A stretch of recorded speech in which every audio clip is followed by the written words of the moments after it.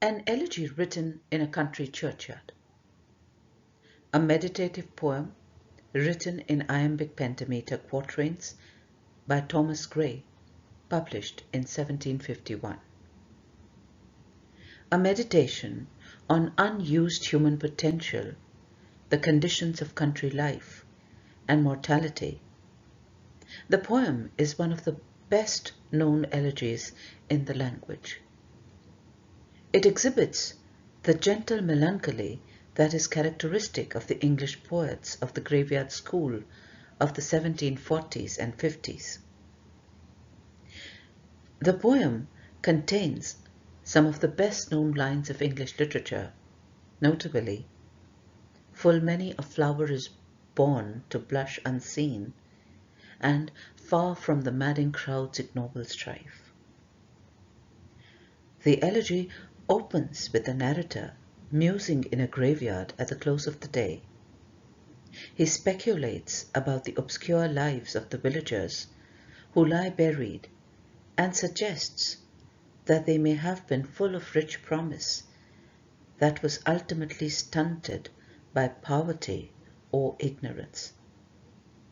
The churchyard in the poem is believed to be that of Stoke Porges, Buckinghamshire, which Gray visited often and where he now lies buried. Let us read an elegy written in a country churchyard. The curfew tolls the knell of parting day. The lowing herd winds slowly over the lea. The ploughman homeward plots his weary way and leaves the world to darkness and to me. Now fades the glimmering landscape on the sight, and all the air a solemn stillness holds, save where the beetle wheels his droning flight, and drowsy tinklings lull the distant folds. Save that from yonder ivy-mantled tower, the moping owl does to the moon complain of such as wandering near the secret bower molest her ancient solitary reign. Beneath those rugged elms that yew trees shade, where heaves the turf in many a mouldering heap, each in his narrow cell forever laid, the rude forefathers of the hamlet sleep. The breezy call of incense-breathing morn, the swallow twittering from the straw-built shed, the cock's shrill clarion or the echoing horn, no more shall rouse them from their lowly bed.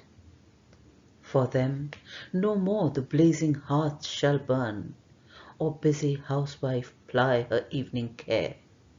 No children run to lisp their sire's return, or climb his knees the envied kiss to share.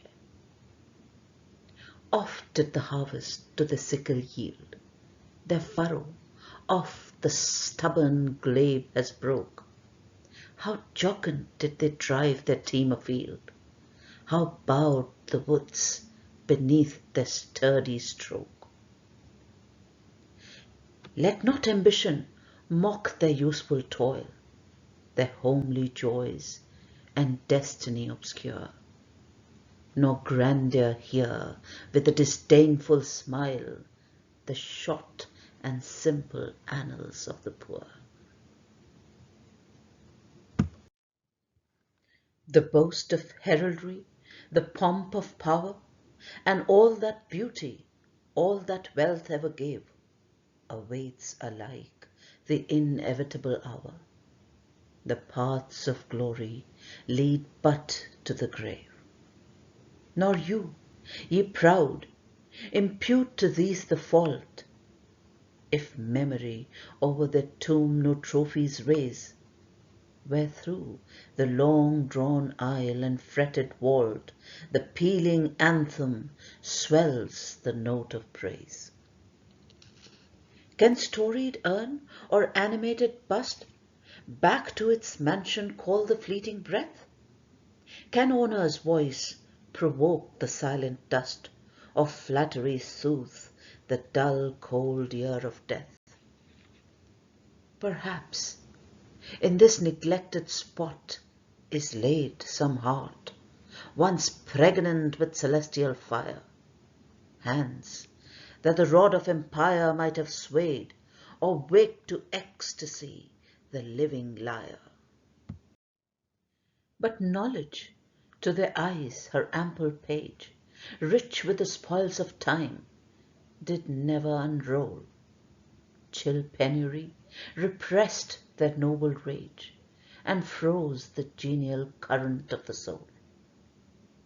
Full many a gem of purest ray serene the dark unfathomed caves of ocean bear. Full many a flower is born to blush unseen, and waste its sweetness on the desert air.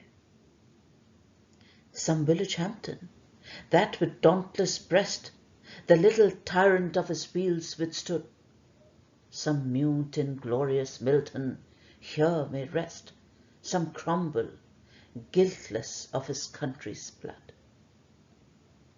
The applause of listening senates to command, the threats of pain and ruin to despise, to scatter plenty over a smiling land, and read their history in a nation's eyes.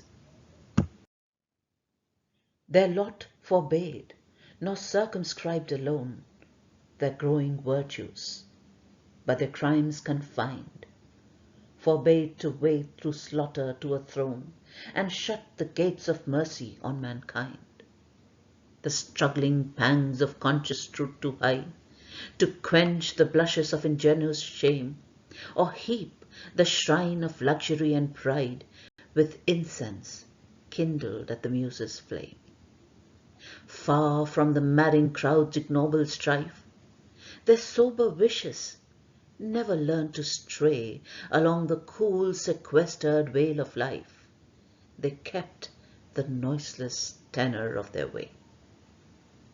Yet even those bones from insult to protect, some frail memorial still erected nigh, with uncouth rhymes and shapeless sculpture decked, implores the passing tribute of a sigh. Their name, their years, spelt by the unlettered muse, the place of fame and elegy supply, and many a holy text around she strews, that teach the rustic moralist to die. For who to dumb forgetfulness a prey, this pleasing anxious being ever resigned, left the warm precincts of the cheerful day, nor cast one longing lingering look behind.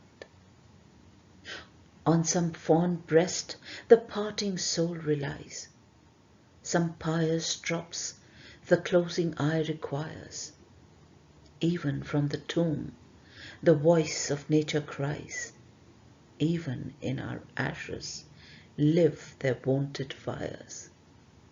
For thee, who mindful of the unhonoured dead, dost in these lines their artless tale relate, if chance, by lonely contemplation led, some kindred spirit shall inquire thy fate. Haply some hoary-headed swain may say, oft have we seen him at the peep of dawn, brushing with hasty steps the dews away, to meet the sun upon the upland lawn. There, at the foot of yonder nodding beech, that wreathes its old fantastic roots so high, his listless length at noontime would be stretched, and pour upon the brook that babbles by, hard by yon wood, now smiling as in scorn, muttering his wayward fancies, he would rove, now drooping, woeful wan like one forlorn, or crazed with care, or crossed in hopeless love. One morn I missed him on the customed hill, along the heath and near his favourite tree.